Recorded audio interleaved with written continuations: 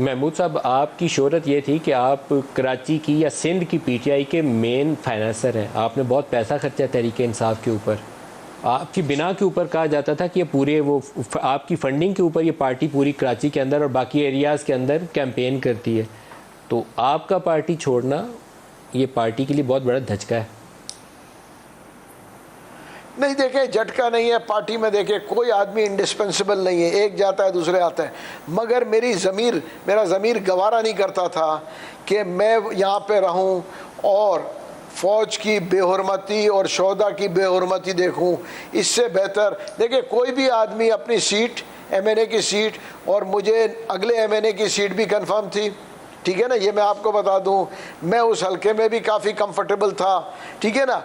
तो उसको छोड़ने की वजह कोई होती है ना, ठीक है ना। मुझे उसकी वजह एक और बात बता दें, अली जैदी के मुतालिक दो आरा हैं। पीटीआई के अंदर के लोगों का ख्याल ये है कि अली जैदी ने कोई खुफिया अंडरस्टैंडिंग कर लिया सिक्योरिटी वालों के साथ, घर के अंदर नज़रबंद हो गए और आराम से वहाँ 1 महीना गुजारेंगे। उन्होंने अभी ट्वीट करके कहा कि नहीं, मैंने कोई ऐसी अंडरस्टैंडिंग नहीं की, मैं पीटीआई का हिस्सा हूँ।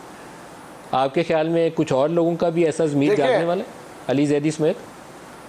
देखिए, मैं आपको बताऊं किसका ज़मीर जागेगा किसका नहीं। मैं आपको एक बात बताता हूं, जो मेरा ख़ास तौर पर पहले 1-2 रोज़ पहले अली जैदी का, देखे मैं बताऊं, मैं अली जैदी के लिए स्पोक्समैन नहीं हूं।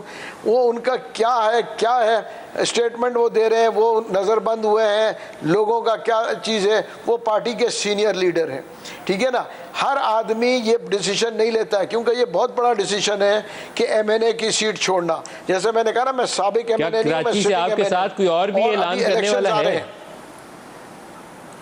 मेरे ख्याल से देखें, जिन लोगों ने देखे, पहले तो ये खौफ था। मैं आपको इसलिए एग्जांपल दे रहा हूँ, अभी 2 दिन पहले की बात है, 3-4 MNA एक MNA किसी का उसने नाम मुझे भेजा हुआ है, वो इकबाल साहब है शायद, या क्या उनका? नहीं, मैं नाम किसी का नहीं दूंगा। मैं आपको बताऊं, देखे नाम देने वो भी ऐलान करने वाले, क्या ये बात दुरुस्त है कि कोई और भी ऐलान करने वाले? ये मेरा आफ्ताब सिद्दीकी जी, बहुत से लोग हो सकता है कर लें।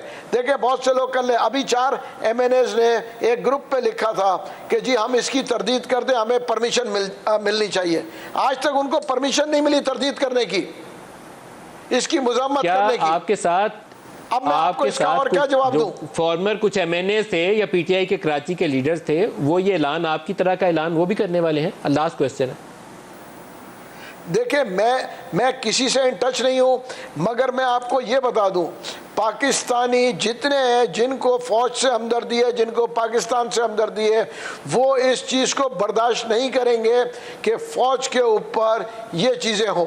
देखिए, कोई भी, चाहे वो किसी पार्टी से हो, वो किसी तबके से हो, वो अमीर हो, वो गरीब हो, फ़ौज सबके लिए प्रायोरिटी है। फ़ौज को डीमोरलाइज करना इस मुल्क को तोड़ने की बात है। तो फिर तो वही बात है ना, वो लोग डिमोरलाइज करेंगे